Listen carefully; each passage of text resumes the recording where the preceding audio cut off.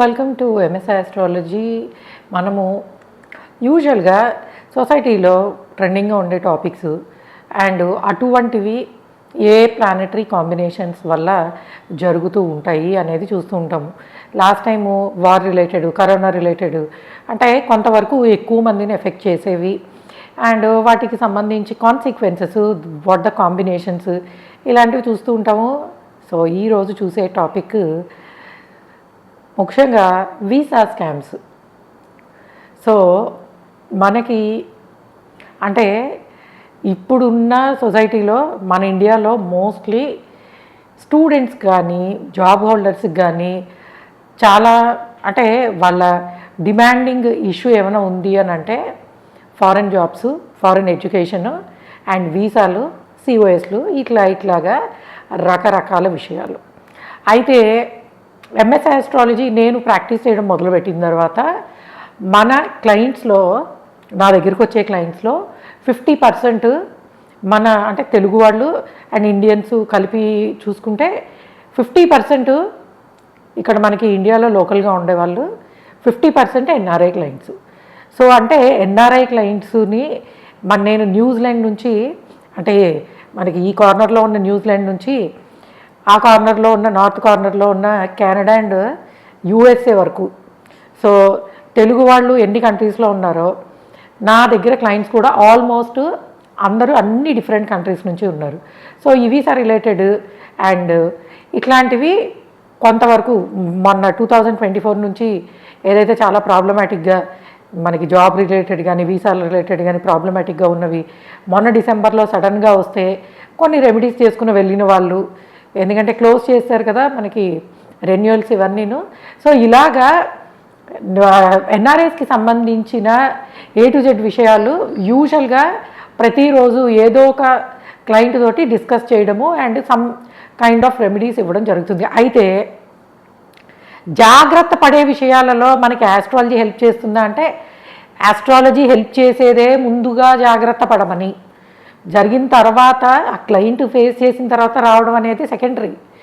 నాతో ట్రావెల్ చేస్తున్న నా క్లయింట్స్ కానీ లేదా అప్పుడే కొత్తగా విషయాలు కనుక్కోవడానికి, ముఖ్యంగా ఫారెన్ ఎడ్యుకేషను అండ్ ఎప్పుడు అప్లై చేయాలి అండ్ వీసా రిలేటెడ్ ప్రాబ్లమ్స్, ఎందుకంటే మనకి త్రూ సో మెనీ ఏజెన్సీస్ ద్వారా, కన్సల్టెన్సీ సర్వీసెస్ ద్వారా మన వాళ్ళు అప్రోచ్ అవుతూ ఉంటారు. ఎందుకంటే మన ఇండియన్స్కి ప్రతిదీ కూడాను సొంతగా చేసుకోవడం కన్నా ఎవరో ఒకడు మధ్యలో ఉండి ఫీజు తీసుకుని చేసి పెట్టేవాళ్ళు, ఇది మనకి అలవాటుగానే ఉంది. So since long years, because number of కంట్రీస్లో అప్లై చేసుకోవడము, ఒక దగ్గర ఒక ప్రొసీజరు, ఇవన్నీ ఉండడం వల్ల.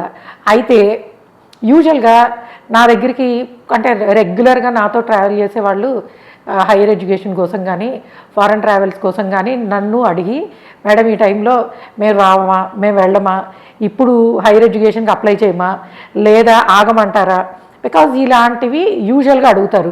నేను హైయర్ ఎడ్యుకేషన్కి సంబంధించి నెక్స్ట్ వీడియోలో చెప్తాను. ఇప్పుడు మనకి ట్రెండింగ్లో ఉన్న యాపిల్ టాపిక్ ఉంది కదా, సో కాబట్టి వీసాలు, సిఓఎస్లు వీటికి సంబంధించి ఎవరు మోసపోయే అవకాశం ఉంటుంది, మన కర్మ కొద్దీ మన హోరోస్కోప్లో అటువంటి అవకాశం ఉందా, ఎటువంటి కాంబినేషన్స్ ఇటువంటి పాసిబిలిటీస్ని ఇస్తాయి అండ్ దాని నుంచి ఎలా ఎస్కేప్ అవ్వాలి. సో ఈ విషయాలు ముఖ్యంగా జాబ్, వీసాసు, రెన్యువల్స్ అండ్ అటువంటి విషయాలలో ఎవరు మోసపోయే అవకాశం ఉంటుంది. ఎందుకంటే మనము చాలాసార్లు ట్రస్టెడ్ సోర్సెస్ అనే, అసలు మనం మన కష్టార్జితాన్ని ఎవరి చేతిలో అయినా పెడుతున్నాం అంటే నమ్మితేనే కదా పెట్టేది. సో అటువంటి పాసిబిలిటీస్ ఎప్పుడు ఉంటాయి, మన అవతల వ్యక్తిని ఎప్పుడు ఎనలైజ్ చేయలేకపోతాం, లేదా మన దురదృష్టము ఎప్పుడు ఇటువంటి సిచ్యువేషన్స్ మనకి తెచ్చిపెడుతుంది, ఏ గ్రహ కారణాల వలన ఇలాంటి విషయాల్లో సఫర్ అయ్యే ఉంటుంది అనేది నేను ఈరోజు వీడియోలో చెప్తాను. సో నా ఎక్స్పీరియన్స్లో నేను చాలా ఎక్కువ సార్లు చూసినది, అఫ్కోర్స్ మోసము అనగానే ఫస్ట్ వచ్చే ప్లానెట్ రాహు. ఎస్, మహాదశ ఆఫ్ రాహు మహాదశలో మొదటి 3 అంతర్దశలు, రాహులో రాహు, రాహులో గురు, రాహులో శని. So many possibilities. అంటే గ్రౌండ్ రియాలిటీని అర్థం చేసుకోకుండా మన అండర్స్టాండింగ్లో మనం ఉండి వెళ్ళిపోయినప్పుడు ఎస్, రాహు మహాదశలో పాసిబిలిటీస్. అంతర్దశ ఆఫ్ రాహు ఇన్ ఎనీ మహాదశ, ఏదైనా మహాదశ కానివ్వండి. నేను గురు మహాదశలో అంతర్దశ రాహులో మోసపోయిన వాళ్ళని చూశాను. సో నేను చిన్న కాంబినేషన్స్ చెప్తాను. సో ఇట్లాంటిదే same to same visa related scam విషయంలోనే డబ్బులు ఇచ్చి మోసపోయిన వన్ ఆఫ్ ద కాంబినేషను కర్కాటక లగ్నము. కర్కాటక లగ్నానికి గురు మహాదశ జరుగుతోంది. అండ్ గురువు, కుజ, శని అండ్ రాహు 4 గ్రహాలు సింహంలో 2వ స్థానంలో ఉన్నాయి.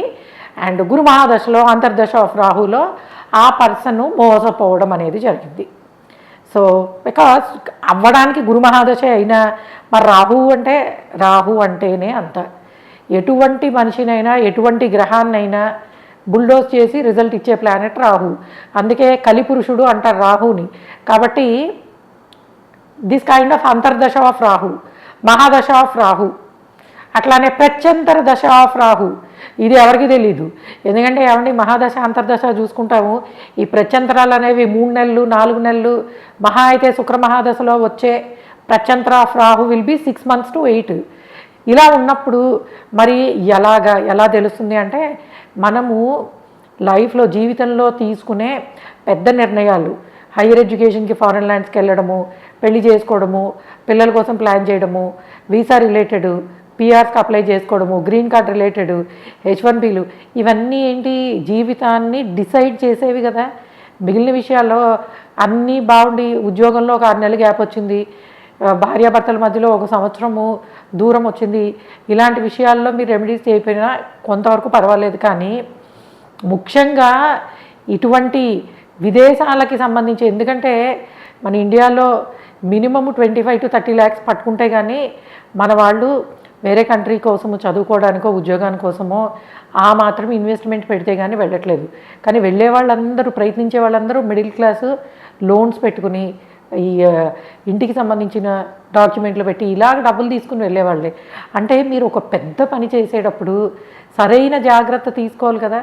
సో ఆ జాగ్రత్త ఏమిటి అని అంటే, ముఖ్యంగా ఇటువంటి డెసిషన్స్ తీసుకుని వెళ్ళేవాళ్ళు మనము ఇప్పుడు మొదలుపెట్టిన టైము ఎలా ఉంది. ఎందుకంటే యూజువల్గా కొన్ని సందర్భాలలో అంటే రాహు మాత్రమే కాదు, వక్రించిన గ్రహాలు, వక్ర గురువు విత్ రాహు కానీ కేతువు కానీ, వక్ర గురువు, వక్ర బుధుడు, వక్ర శని, ముఖ్యంగా ఈ గ్రహాలు, లేదా 9th హౌస్కి సంబంధించిన ప్లానెట్ వక్రించినప్పుడు, భాగ్యాధిపతి వక్రము, వ్యయస్థానంలో వక్రగ్రహాలు, ఇలాగ వక్రగ్రహాలు, రాహుకేతువులు అండ్ సాటర్న్, ఇటువంటి కాంబినేషన్స్ ముఖ్యంగా మీకు అది ఏ స్థానానికి సంబంధించి అయినా రావచ్చు. ఎందుకంటే అది ప్రత్యేకంగా 10th హౌస్కే రావక్కర్లేదు, జాబ్ అంటేను హైయర్ ఎడ్యుకేషన్ అంటే 9th హౌస్కే రావక్కర్లేదు, ఫారెన్ ల్యాండ్ కాబట్టి 12కే రావక్కర్లేదు. ఎందుకు, ఇందాక నేను కర్కాటక లగ్నము 2వ స్థానంలో ఉన్న గ్రహాలు, అక్కడ గురువు 9th లార్డ్ అయ్యాడు, అండ్ మనకి సాటర్న్ 8వ అయ్యాడు, కుజుడు 5వ అయ్యాడు, రాహుకి ఏ లార్డ్షిప్ లేదు. మరి ఏమైంది, మల్టిపుల్ ప్లానెట్స్, గురువు యోగకారకుడే 50%, కుజుడు యోగకారకుడే 100% అయినను జరిగినది. ఎందుకని అంటే బికాస్ దశ అండ్ అంతర్దశ lots will have lot of influence. మన జాతకములో దశ అంతర్దశకి సంబంధించిన అండ్ ప్రచంతరముకి కొంత తక్కువ ఎఫెక్ట్ ఉంటుంది. దశ అండ్ అంతర్దశ will have lot of effect. అది పాజిటివ్ వేలో నెగిటివ్ వేలో 2 రకాలుగానే ఉండొచ్చు. కొంతమంది దానికి రాహు ఉన్న ప్లేస్మెంట్కి సంబంధించిన ప్లానెట్ కనుక శుభస్థానంలో ఉంటే అప్పుడు మంచి జరగచ్చా అంటే, ఇప్పుడు నేను చెప్పిన కర్కాటక లగ్న కాంబినేషన్లో లైక్ మనకి రవి మంచి స్థానంలోనే ఉన్నాడు, కాకపోతే జరిగినది మటుకు మోసపోవడము, ఒక పెద్ద అమౌంట్ తోటి మోసపోవడం అనేది జరిగింది.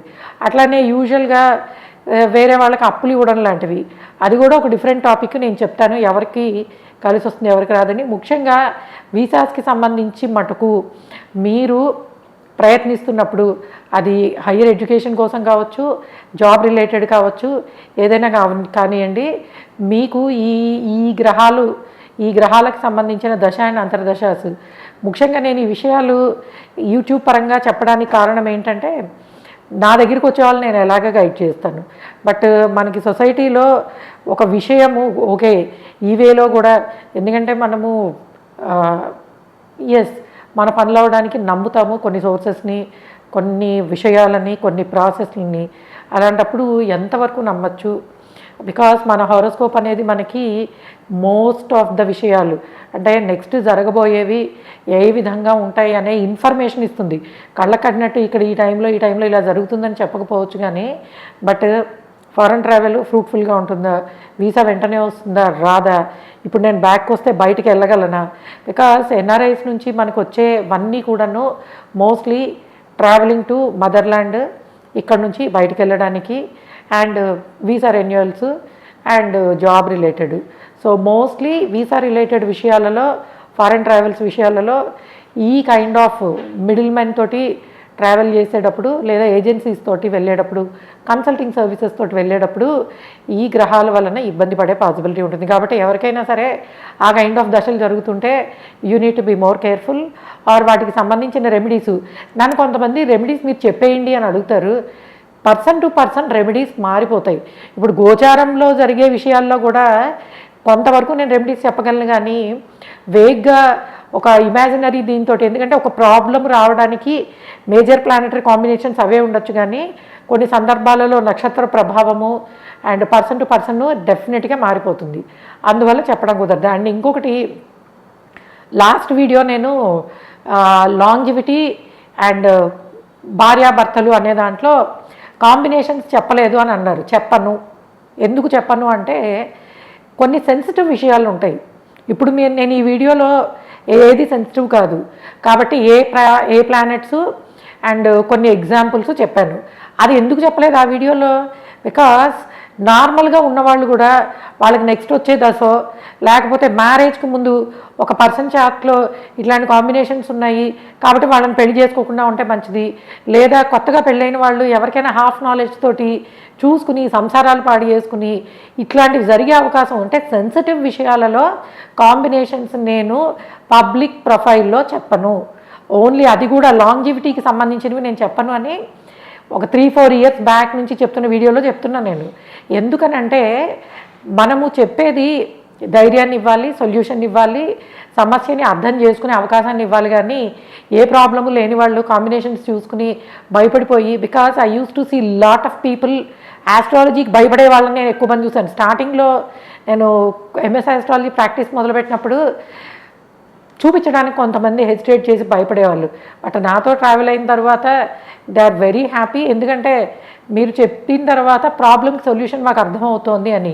ఎందుకంటే ఆస్ట్రాలజీ అనే సబ్జెక్టు సమస్యతో పాటు దాన్ని వీలైనంతగా సాల్వ్ చేసుకునే పరిహారాలు కూడా చెప్పింది. ఏ సబ్జెక్ట్ అయినా సరే, ఒక శాస్త్రము ఇన్ని వేల సంవత్సరాలుగా మనందరితోటి ముందుకు వెళ్తోంది అని అంటే దానిలో సమస్య మాత్రమే కాదు, సొల్యూషన్ కూడా ఉండబట్టే మనము ఇన్ని సంవత్సరాలు దాన్ని క్యారీ చేయగలుగుతున్నాం. సో ఓకే గైస్, ఇది వీసా రిలేటెడ్ ఫ్రాడ్స్ జరగడానికి, లేదా మన జాతకంలో మనకి ఎటువంటి కాంబినేషన్లు ఉంటే మనము మోసపోయే అవకాశం ఉంటుంది అనేది. బికాజ్ ఇట్లాంటి విషయాలు తెలుసుకోవడం వల్ల వాటికి సంబంధించిన పరిహారాలు చేసి మనము వాటి నుంచి, లేదా ఆ టైంలో బికాజ్ కొన్ని ఉంటాయి స్కిప్ చేసుకోవడానికి అవకాశం ఉండేవి, అటువంటివి కూడా నేను కన్సల్టేషన్లో, ఎందుకంటే ఇవి పర్సన్ టు పర్సన్ మాట్లాడాల్సినవి కాబట్టి కన్సల్టేషన్లో నేను ఇంకొంచెం, because people use to ask me can I try for green card, ఈ ఒక కన్సల్టెన్సీ వాళ్ళు చేస్తామంటున్నారు చాలా షార్ట్కట్లోనే చేసుకోమంటారు ఇలాంటి అడుగుతారు. నేను వాళ్ళ హారోస్కోప్ చూసి ఇటువంటి అవకాశం ఉంది, మీ టైంలో కొంచెం ఇబ్బంది ఉంది కాబట్టి మనీ అనే దాన్ని వేస్ట్ చేసుకోవద్దు అన్న సలహాలు ఇచ్చిన సందర్భాలు చాలా ఉన్నాయి. Okay guys, thanks for listening. ఇది ఒక అవేర్నెస్ గురించి. ఎవరైనా సరే పెద్ద అమౌంట్స్ పెట్టి ఒక స్టెప్ తీసుకునే ముందు కొంతవరకు ఆస్ట్రాలజికల్ గైడెన్స్ తీసుకోవడం, ఎందుకంటే this is the one and only subject. ఈ శాస్త్రము మాత్రమే మనకి it can throw some light on our future. Thanks for listening and please subscribe our channel MS astrology. By.